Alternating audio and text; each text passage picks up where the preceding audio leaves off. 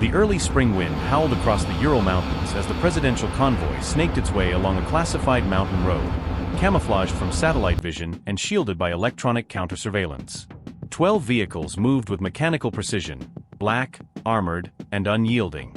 At the heart of the convoy, nestled in the most heavily fortified vehicle, sat the President of the Russian Federation, Vladimir Putin. He was calm, unnervingly calm, for a man who had just been briefed about a possible aerial assassination attempt. Dressed in a dark suit with a light Kevlar vest beneath, he watched the live satellite feed on the screen embedded in the backseat console. 5 dozen red blips hovered at the edge of Russian airspace. NATO F-35s, Raptors, Typhoons. The most advanced fighter jets the Western Alliance could mobilize without declaring outright war.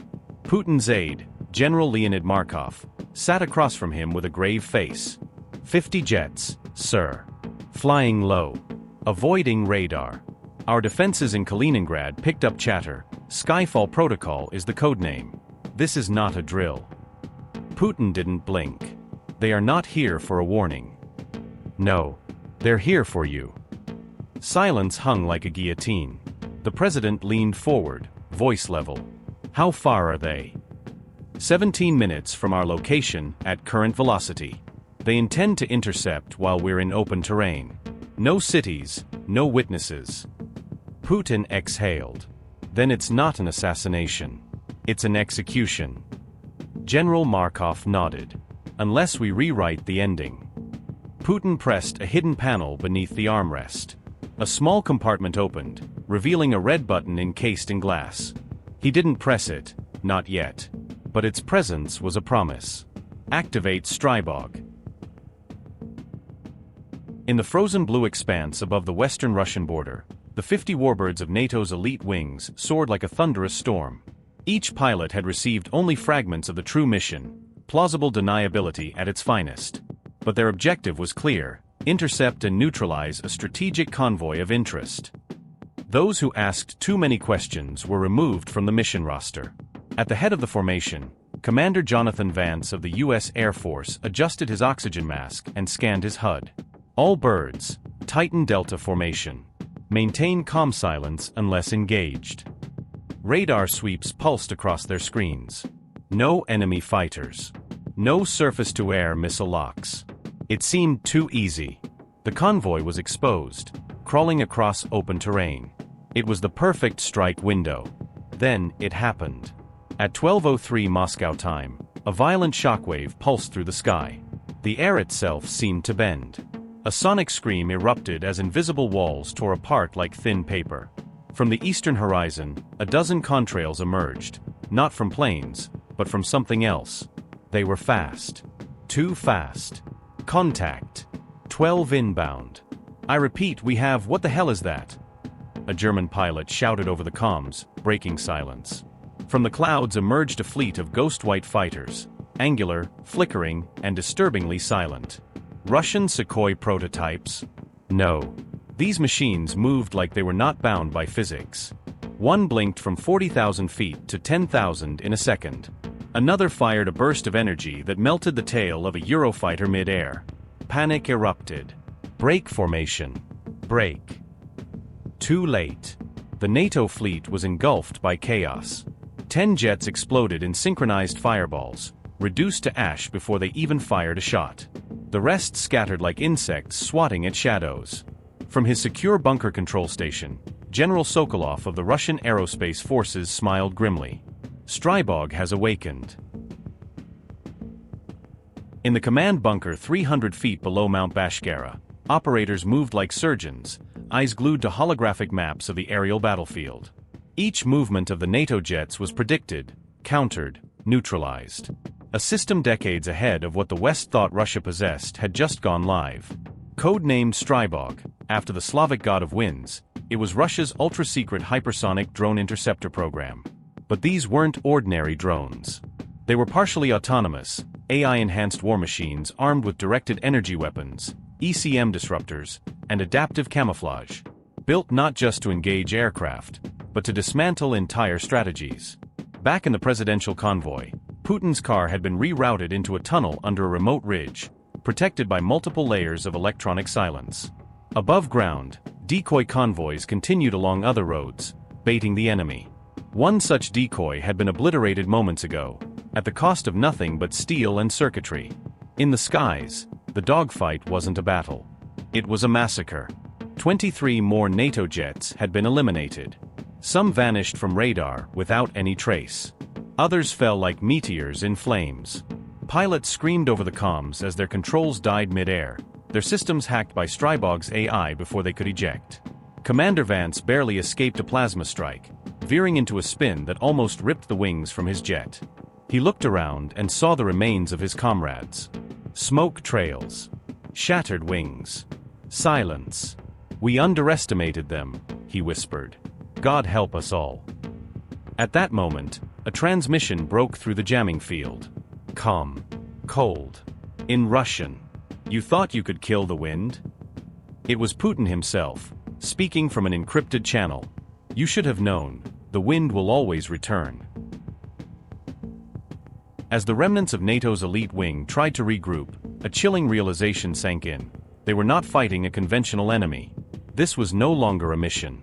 It was a trap, and they had flown directly into it. Commander Vance barked into the emergency frequency. "All remaining units, fall back west. I repeat, disengage and retreat." But the sky gave no sanctuary. One of the UK's top pilots, Wing Commander Sarah Keegan, banked left hard, aiming to escape over the Finnish corridor. But just as she gained altitude, her HUD flickered violently. Her controls froze. Then rebooted, in Cyrillic. The targeting system began moving on its own, highlighting her own wingman. No. Her jet fired before she could disable it. The missile streaked forward and struck the British jet beside her. Her own engines sputtered. Seconds later, the emergency eject system activated without her input. She soared into the cold stratosphere, watching her aircraft spiral in flames. Russian ECM was rewriting their systems mid-air. On the ground, Putin and General Markov monitored the chaos through a live satellite uplink, flanked by hardened cyber warfare specialists. The Russians hadn't just prepared for a kinetic assault, they'd taken control of the entire electronic theater. Markov leaned in. 29 enemy aircraft down, 11 retreating. 8 are unaccounted for but presumed lost. Western command infrastructure is blind. Putin's voice was quiet but edged with steel. "Let them run. But follow them. I want every pilot to know, if you fly into our sky, you do not return without leaving your wings behind." At Ramstein Air Base, chaos unfolded. General Martin Graves of the NATO Unified Air Command shouted across the command center as red markers disappeared one by one. "They're gone, they're just gone. Who gave the green light for this mission? Who the hell ordered a 50-bird assassination strike without escalation protocols?" No one answered. The truth was ugly. The operation had been driven by back-channel agendas, rogue elements within the alliance eager to provoke collapse in Russian leadership. But they had underestimated their opponent, again. Intelligence feeds now showed wreckage raining over northern Russia, Finland, and the Arctic seas. Russian state media remained silent, but their air defense channels were flooding with encrypted radio chatter, coded language mostly, but one phrase kept repeating. "The wind sees everything. The wind never forgets." Back in Russian airspace, the Strybog drones were not just intercepting. They were hunting. Unlike standard UAVs, these machines could independently track and pursue at hypersonic velocity. NATO's jet engines were no match. One French pilot, Lieutenant Marc Moreau, attempted to eject over frozen tundra. He was captured by Russian Spetsnaz operatives within hours, delivered to a hidden facility in Novaya Zemlya. Interrogation would begin at dawn. He would become the West's first official admission that this operation had ever taken place. The Russian Ministry of Defense had already prepared a statement to the UN. 50 hostile aircraft entered Russian airspace with lethal intent. 46 were destroyed. 4 pilots survived. Russia remains sovereign. Evening had fallen, and the convoy carrying Putin now emerged from its underground passage, hundreds of kilometers from the original attack site. He was alive, unharmed, and more dangerous than ever. His motorcade rolled silently toward a private airfield, where the presidential command jet awaited. Nearby, MiG-41 interceptors stood on alert, shadowing the sky. News of the failed NATO strike had begun to circulate through high-level diplomatic channels, but Putin had already shifted into counteroffensive posture. He addressed the Security Council from a secure bunker beneath Krasnoyarsk. "I was nearly assassinated today," he said calmly, his voice broadcast across encrypted Russian military bands. Not by a lone actor, but by a coalition of deceivers in Western uniforms. Their warbirds flew with arrogance, but they now rest in pieces upon our land. He paused. "Let it be known, for every strike from the West, Russia will not respond with a step back, but a step through. We are not a bear. We are the wind." And with that, Operation Tempest Echo was activated. Dozens of stealth drones launched silently from undisclosed Siberian hangars. These drones weren't designed to attack, yet. Instead, they would map, track, and expose every NATO aerial asset along the Eastern Front. Within hours, the West's radar would become its own worst enemy. Putin's voice echoed one final time in the war room. "They tried to end me. But in doing so, they gave me reason to begin." At NATO headquarters in Brussels, the mood was apocalyptic. Top generals, intelligence officers, and political leaders had convened behind closed doors. The loss of 50 jets, including some of NATO's most advanced, was not just a military embarrassment. It was a geopolitical catastrophe. The mission had failed spectacularly, and the Russian president had not only survived, but emerged more powerful. General Graves slammed a classified report onto the oak table. "We lost F-35s, Rafales, Typhoons, even our Ghost Eagles. How the hell did they know? And how did none of them come back?" The answer lay in a single word whispered by a cyber warfare specialist: ZME. The ZME protocol was rumored to be a top-tier Russian defense AI, a quantum-based warfare system capable of hijacking any aircraft operating in shared frequency ranges. It didn't jam signals. It didn't block radars. It took control. Analysts had dismissed the idea for years. Until now. Worse still, satellite imagery showed dozens of unidentified Russian aerial platforms lifting off from deep within Siberia. Their trajectories were erratic, crisscrossing over Europe's periphery, not attacking, not breaching, but watching. "They're tracking our defense grids," whispered a German colonel. NATO couldn't retaliate. Any direct strike would confirm their unauthorized assassination attempt, an act of war under any international law. The alliance was now trapped between escalation and humiliation. And Putin knew it. In the dead of night over the Baltic Sea, something strange unfolded. A formation of Norwegian and Swedish interceptors was conducting a routine patrol when their radar systems lit up with a wall of static, followed by ghost contacts appearing in every quadrant. They saw no enemies. No aircraft. But their sensors insisted they were surrounded. Suddenly, one by one, their IFF, identification friend or foe systems began failing. Their own jets began locking onto each other. Just like in the first wave. Panic erupted over the radio. "Break formation. Cut comms. Go dark." It was no use. From somewhere beyond the sea, several black, delta-wing drones emerged. No heat signature, no light, and flying almost silent. Not a single pilot saw them coming. But command stations did. And watched helplessly as the drones painted each jet with non-lethal lasers, simulating kill strikes, before vanishing into the cloud cover. The message was clear. "We could have shot you down. But we chose not to. Remember that."